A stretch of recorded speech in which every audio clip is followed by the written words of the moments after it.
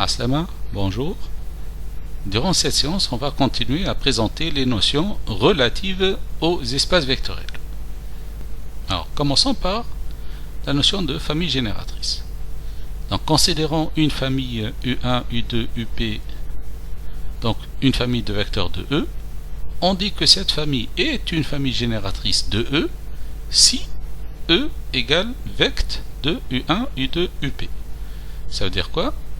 Ça veut dire que il existe des réels alpha 1, alpha 2, alpha p, tels que pour tout vecteur de E, donc quel que soit U appartient à E, U égale alpha 1, U1 plus alpha 2, U2 plus, etc. alpha p, UP. Autrement, tout vecteur de E s'écrit comme combinaison linéaire des vecteurs de la famille considérée. Cette famille, on l'appelle une famille génératrice. Un exemple. Un vecteur xy de R2 s'écrit forcément comme une combinaison linéaire des deux vecteurs 1, 0, 0, 1. Et ce, quel que soit le vecteur xy. En conséquence, la famille qui est formée des vecteurs 1, 0, 0, 1, c'est une famille génératrice de R2. De la même façon, tout vecteur xy z de R3 peut s'écrire forcément, ou s'écrit forcément sous cette forme-là avec ces vecteurs 1, 0, 0, 0, 1, 0 et 0, 0, 1.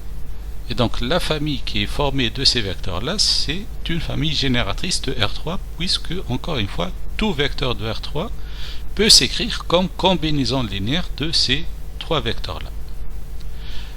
Est-ce que dans R3, par exemple, dans R3, ces vecteurs, est-ce qu'ils sont uniques? Est-ce qu'ils sont toujours les mêmes? Ou est-ce qu'on peut trouver d'autres vecteurs tels que x, y, z s'écrit en fonction de ces autres vecteurs? La réponse est oui, en fait. Donc, si on considère ces vecteurs-là, U1 égale 1, 1, moins 1, U2 égale moins 1, 1, 1, et U3 égale 1, moins 1, 1. On peut montrer que ça, c'est aussi une famille génératrice de R3. Autrement que tout vecteur de R3 va s'écrire en fonction ou une combinaison linéaire de ces vecteurs-là.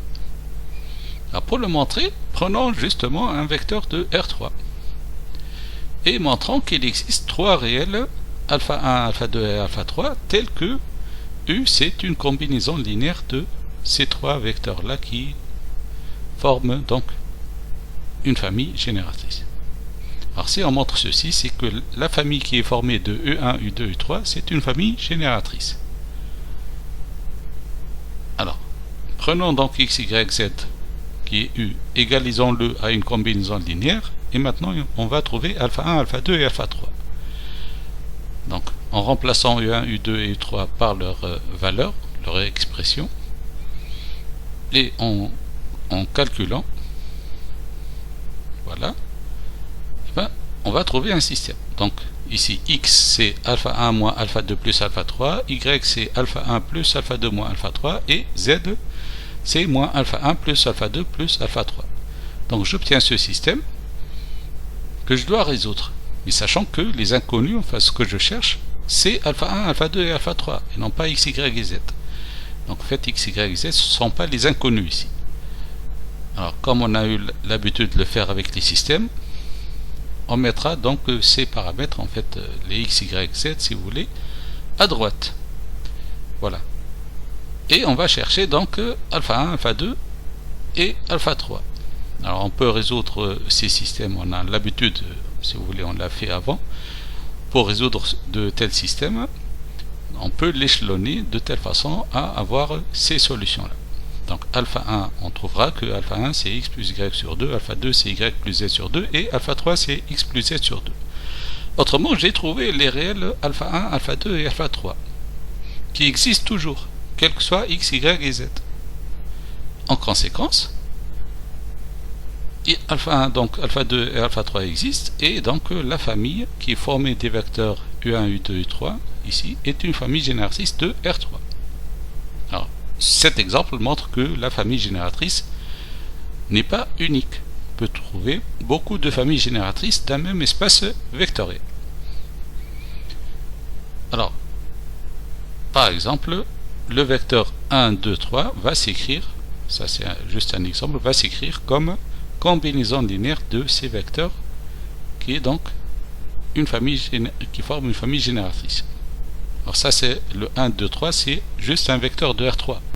Mais on peut prendre n'importe quel vecteur de R3 et on peut montrer qu'il s'écrit comme combinaison linéaire des vecteurs de cette famille, et donc c'est une famille génératrice de R3.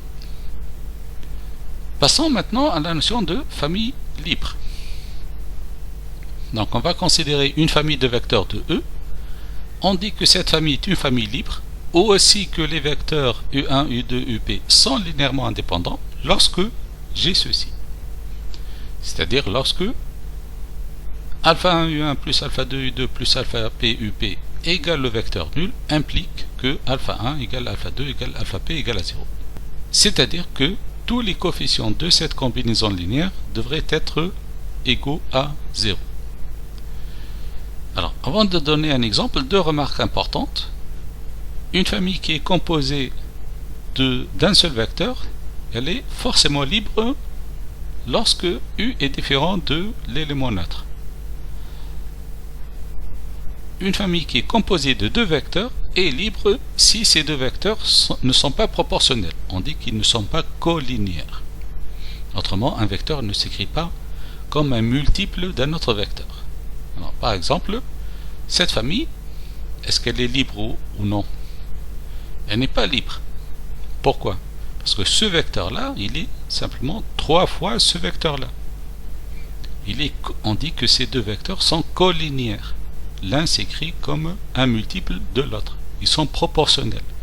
Encore une fois, ce vecteur, il est 2 fois ce vecteur-là. Enfin, pardon, 3 fois ce vecteur-là.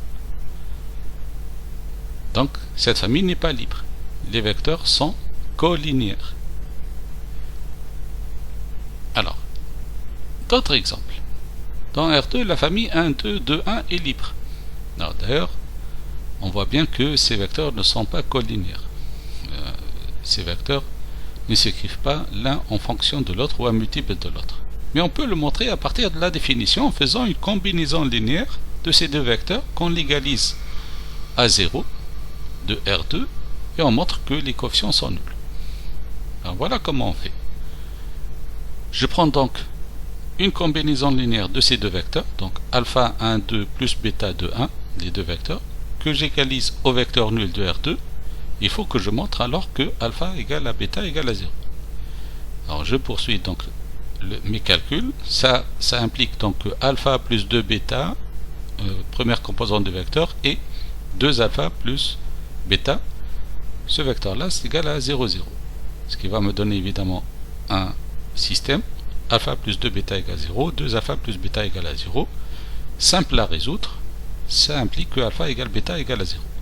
Donc, en partant de ceci, j'ai trouvé que les coefficients sont nuls. En conséquence, la famille, elle est libre. Un exemple dans R3. Je prends ces vecteurs-là, U1, U2 et U3. Montrons que la famille qui est formée de ces vecteurs, elle est libre. Alors, encore une fois, ici, il suffit de prendre une combinaison linéaire quelconque de ces vecteurs et que j'égalise à 0, 0, 0, l'élément neutre de R3, et je devrais avoir alpha 1 égale alpha 2 égale alpha 3 égale à 0. Alors, je remplace U1, U2, U3 par leurs expressions. Je développe les calculs, ce qui va me donner un système. Alors, je résous le système. Évidemment, on a vu encore une fois comment résoudre des systèmes linéaires de ce type. Ça, c'est un système homogène, enfin, ça ne devrait pas poser un problème. Alors, en résolvant ce système, je vais trouver, en échelonnant de cette façon-là, pour que ça soit plus simple ici, on va trouver donc que alpha 1 égale alpha 2 égale alpha 3 égale à 0. Donc, on est parti de là, on est arrivé à ici. En conséquence, la famille qui est formée de U1, U2, U3, c'est une famille qui est libre. Alors, une famille qui n'est pas libre est dite liée. Donc, famille liée, une famille liée est une famille qui n'est pas libre, simplement. On dit dans ce cas que les vecteurs sont linéairement dépendants. Alors, avant de donner des exemples là aussi, on va donner quelques remarques. Une famille qui contient deux vecteurs collinéaires où le vecteur nul est lié. Autrement, si j'ai deux vecteurs proportionnels ou si la famille inclut le vecteur nul, donc c'est une famille qui est liée. Alors, par exemple ici, la famille elle est liée. Comment on peut le déduire? Ce vecteur-là, il est proportionnel à ce vecteur-là. Ils sont collinéaires. Le 2, 2, 0, il est le double de 1, 1, 0. Donc parfois, pour montrer qu'une famille elle est liée, il suffit de regarder en fait est-ce qu'il y a deux vecteurs qui sont collinéaires ou non. Alors une deuxième remarque, une famille de vecteurs est liée si un des vecteurs est combinaison linéaire des autres. Alors cette famille par exemple dans R3 elle est aussi liée. Pourquoi? Parce que ce vecteur 1, 1, 1 il est simplement la somme des vecteurs 1, 0, 0, 0, 1, 1. Et donc dans cette famille il y a un vecteur qui est combinaison linéaire. Ici plus particulièrement c'est une simple somme de ces deux vecteurs là. Prenons un exemple pour montrer qu'une famille est vraiment une famille liée. Donc, considérons cette famille-là et montrons que la famille est liée. Pour cela, il suffit de prendre une combinaison linéaire de ces vecteurs, de l'égaliser à 0, 0, 0, le vecteur nul de R3, et de montrer qu'en fait on peut trouver des coefficients alpha 1, alpha 2, alpha 3 qui ne sont pas nuls et qui vérifie ceci. En effet, si on remplace donc U1, U2 U3 par leurs expressions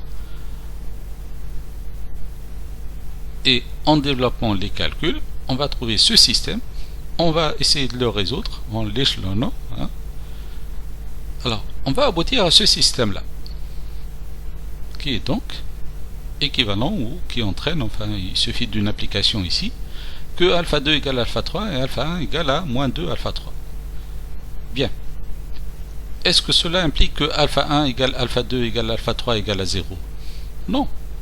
Puisque je peux trouver une valeur de alpha 3 qui est différente de 0 et en conséquence une valeur de alpha 2 et de alpha 1 qui sont différentes de 0 et pourtant j'ai ceci.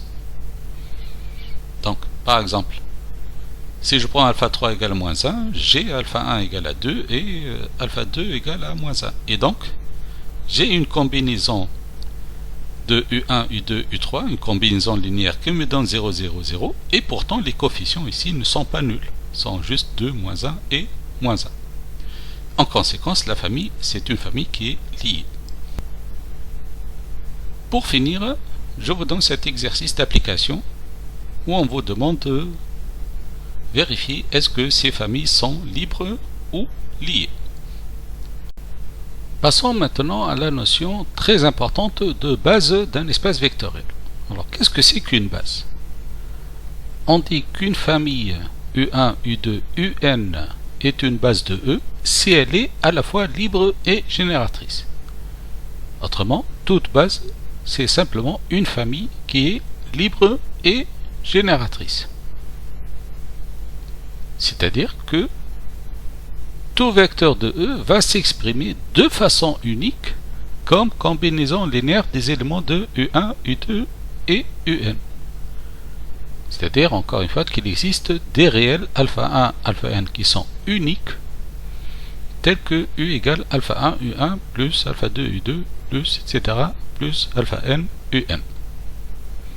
Les alpha 1, alpha n sont les coordonnées du vecteur U dans la base U1, U2, UN.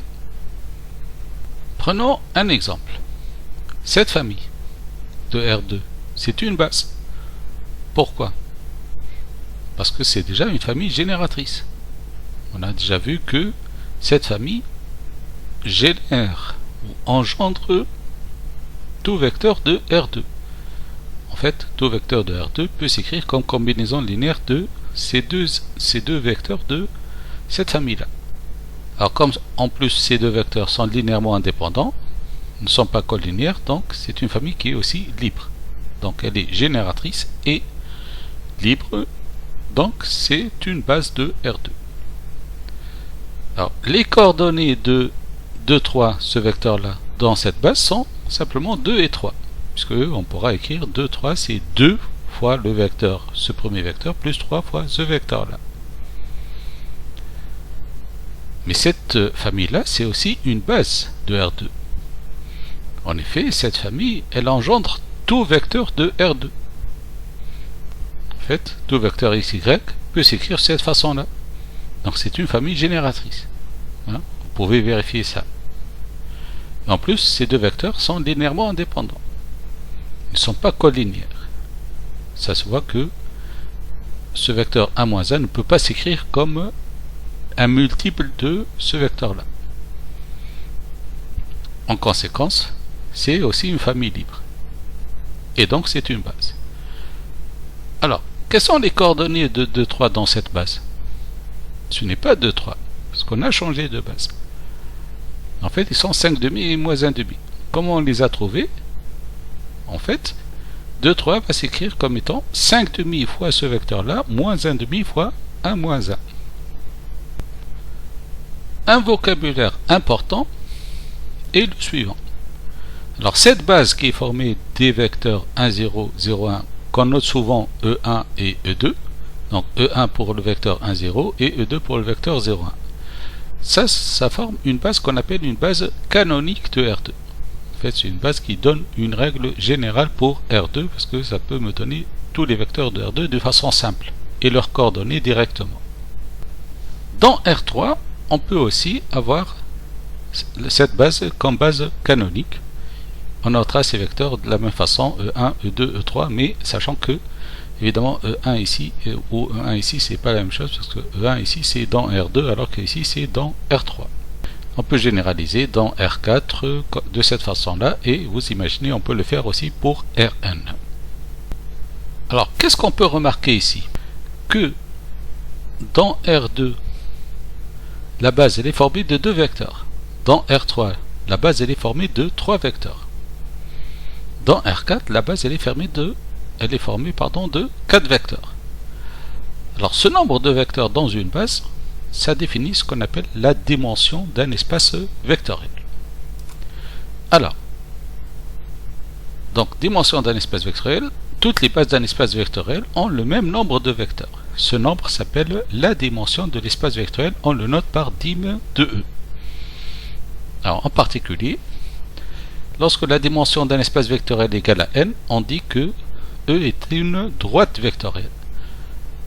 Un espace qui a une dimension égale à 2 est appelé plan vectoriel. Ça, c'est un vocabulaire qu'on utilise souvent pour désigner les espaces de dimension 1 ou de dimension 2. Et comme on l'a vu tout à l'heure, R2 est donc de dimension 2. La dimension de R3, c'est égal à 3. Et de façon générale, la dimension de Rn égale à n. Ces dimensions-là sont très importantes pour trouver ou pour montrer certains résultats par la suite. Un exemple d'application. Alors, quelles sont les coordonnées de ce vecteur V égale 1, moins 2, 1 dans la base canonique et dans la base B qui est formée de ces vecteurs U1, U2 et U3? En fait, ici, ça, c'est un vecteur de R3. Donc, il faut trouver ces coordonnées dans une base de R3. La base canonique, c'est la base E1, E2, E3 de R3. Alors, évidemment, ces coordonnées dans cette base canonique, c'est simplement 1, moins 2, 1. D'accord? Donc, dans la base canonique, je l'écris quand même, dans la base canonique E1, E2, E3, qui est donc formée de ces vecteurs-là, 1, 0, 0, 0, 1, 0, 0, 0, 1, on voit bien que ce vecteur s'écrit simplement comme 1 fois E1, moins 2 fois E2, plus 1 fois E3, et donc ces coordonnées sont 1, moins 2, 1. Alors, avec ces vecteurs-là, j'ai une autre base. On va déterminer les coordonnées de ce vecteur dans la base B. Donc, si on note ces coordonnées par A, B, C dans la base B, on a donc V égale A fois U1 plus B fois U2 plus C fois U3. Comme tout à l'heure ici, en fait, ce V là, c'est juste 1 fois E1 moins 2 fois E2 plus 1 fois E3. Donc si on va chercher les coordonnées de V dans une autre base, ben, il suffit d'écrire que V égale A fois U1 plus B U2 plus C U3 et trouver A, B et C. Donc on va remplacer maintenant U1, U2 et U3 par leur valeur, je développe les calculs de telle façon que j'obtiens ce système que je résous pour obtenir A, B et C. Donc ces valeurs A, B et C sont les coordonnées du vecteur V dans la nouvelle base B, qui sont donc différents de ces coordonnées dans la base canonique. Pour finir, je vais vous présenter 3 théorèmes importants sur l'existence d'une base. Le premier, c'est que dans un espace de dimension n, toute famille libre possède au plus n vecteurs, et toute famille génératrice possède au moins n vecteurs.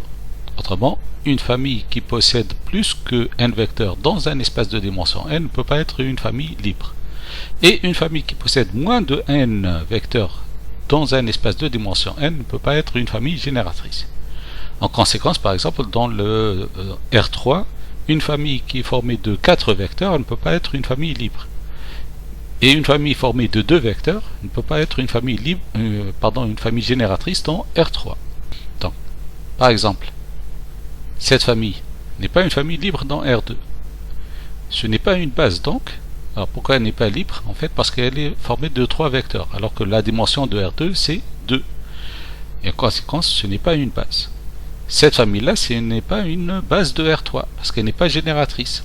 Elle est simplement formée de 2 vecteurs, alors que la dimension de R3 c'est 3. Alors un second théorème, très important aussi, c'est que toute famille libre formée de n vecteurs est une base de E. Et toute famille génératrice formée de n vecteurs est une base de E.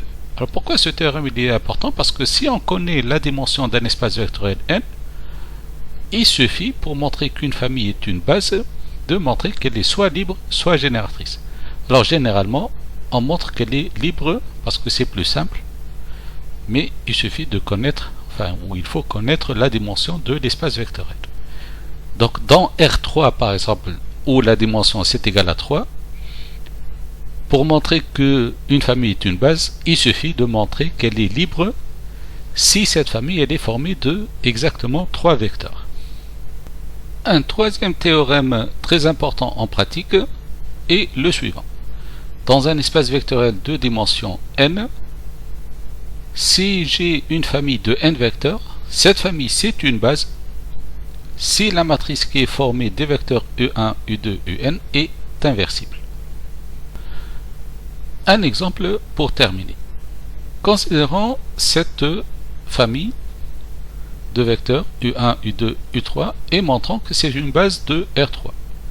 Alors on peut remarquer que R3 étant un espace vectoriel de dimension 3 et que la famille elle est formée de 3 vecteurs, il suffit de montrer que soit c'est une famille libre, soit qu'elle est génératrice pour que ça soit une base. Ou alors de former une matrice des vecteurs U1, U2 et U3 et de montrer que cette matrice elle est inversible.